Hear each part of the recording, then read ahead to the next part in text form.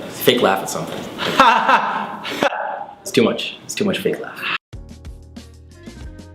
What's up guys, Jamal here from Ruutly. So the last couple of weeks I put out a couple of videos. The first one I talked about using your job postings as a talent conversion tool, and I gave you some tips on how to make that happen. In the second video, I talked about context in the candidate experience and why it's super important to have. Today, I brought along Ryan, the king of context himself, and we're gonna talk to you about context in job postings, and we're gonna give you a secret formula that'll help you add context to your job postings. I don't know about being the king of context, but I do know that we spend a ton of time looking at career sites and even more time looking at job descriptions. Definitely. One thing that we know is that there's no list of here's the best practices of how to write the best job description. So hopefully with this video, we could give some tips because we have noticed what does work.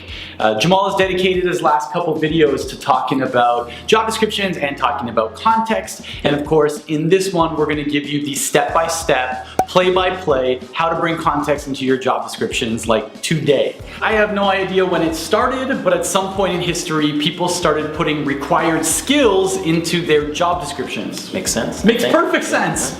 But what doesn't make sense is the part where people skipped over bringing context about those skills into their job descriptions. Yeah, very true.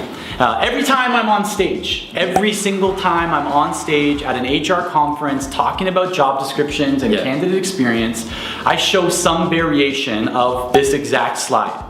The point of this slide is every time you're putting a required skill into a job description, I want you to tether it to something, to some kind of deliverable or technology or outcome or time frame. If you're writing down a skill in a job description or typing it out, I want you to tell people how they're going to use that skill, what they're going to be using it for, what the expectations are, instead of just arbitrarily putting that skill in there. Yeah, it's a lot more transparent, I feel, and there's obviously a lot more context there. So your candidate actually has a frame of reference or something to relate to, so it makes them a little bit more effective in being better communicators to candidates. Yeah, I think it's something they can relate to, but more importantly, we're not leaving it up to the candidate's interpretation. Yeah, very true. Right? Because every single hiring manager or recruiter out there has received an application from a poor fit candidate who's probably lied to themselves or has interpreted your job description as something that matches perfectly to their skill set. Right, so the key is when you're writing a skill or a responsibility to your job postings, you want to make sure that it's contextualized as possible so your candidates know exactly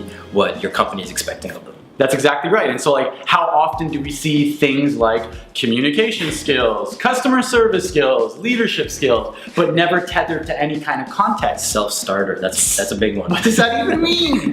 What does that mean? So like I mentioned at the beginning of this video, we're gonna give you the secret formula to writing better job postings. It's super simple. So in order for your candidates to be better able to understand your job postings and the descriptions you're putting in your job postings, for every skill, you want to add context with this formula.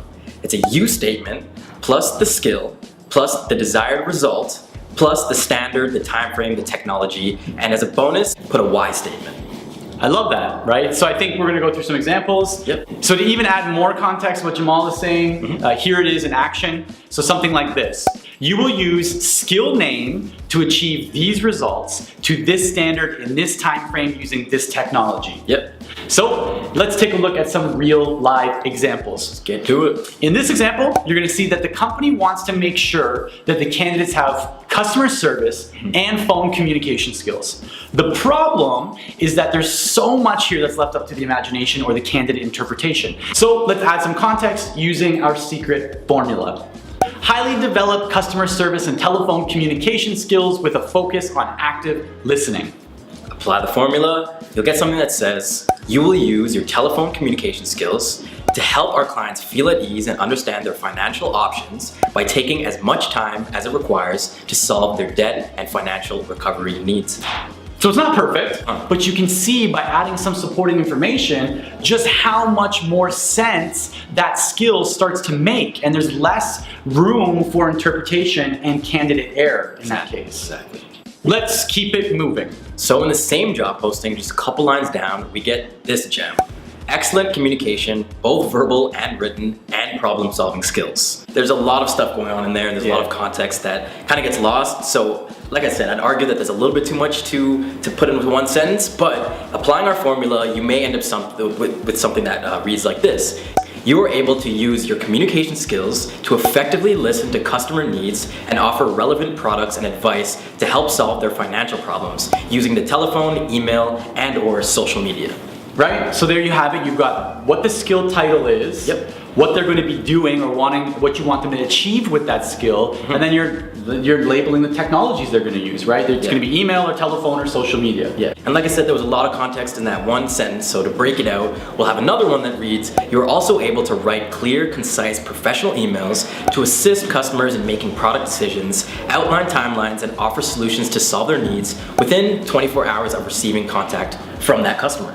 And so I know that those two examples, they're probably a little bit wordy, and some people are thinking, well, Ryan, if we do all of our skills like that, we're gonna end up with a 24,000 word job description. So you could also do something like this. You're a Microsoft Excel pro. You're able to create accurate, formula-rich financial models at a moment's notice.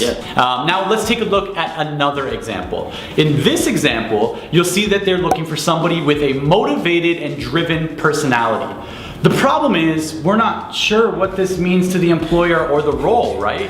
So if we apply the formula to this one, we might end up with something like this. You are a goal setter. You wake up focused on the personal and professional goals that you've defined for yourself. You're also able to collaborate with others to achieve goals with your team set by the organization on time and on quota. So again, skill name, desired result, and a time frame technology or some kind of standard that they'll be measured against or using to achieve those results. Cool, let's take another look at one more example.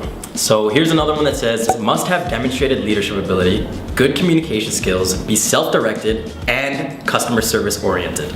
It's all the things. It's literally all of the skills anybody could ever need to be like president of the United States or the head of the UN. I feel like they just like picked a hat and were just like, we need these skills. All of them. They threw them all at the wall. Raffled them. So I would argue, first of all, like I said, you should probably break these skills out as each of their own examples because that was a lot to take in for a candidate. So we'll start by unpacking the leadership ability. So in that example, you'll have something that reads a little bit like this. You have well-honed leadership skills and are able to lead and support a team of 12 to 14 store managers to achieve target profits, reduce losses, and become successful leaders to their teams.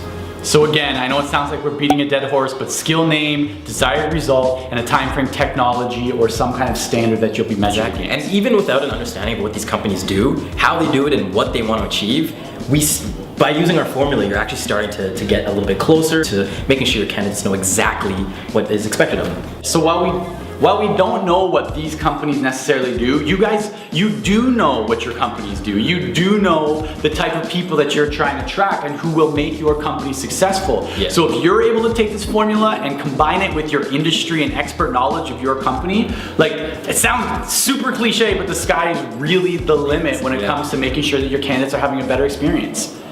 So with today's formula, we're gonna help you do a few things. We're gonna help you be a little bit more transparent for your candidates. We're gonna help you add context, and we're gonna help you find those right fit candidates you're looking for by making sure the language that you're using in your job postings is contextualized and targeted at the right fit candidates you're looking for. Exactly. So context, you're doing your candidates a favor, and you know what we're all about here at Ruutly is improving candidate experience. Context equals great candidate experience. In an absolute perfect world, I would argue that there would be no such thing as text-based job descriptions, and we'd be using things like video or visual job descriptions or different ways to communicate job opportunities. But for right now, text job descriptions look like they're here to stay for a little while. And so if that's the case, then why not try to optimize them the best we can by bringing more context and providing more value to the candidates who are looking at them. Exactly. Thanks for that. Jahmal from Ruutly. Ryan from Ruutly. Peace out.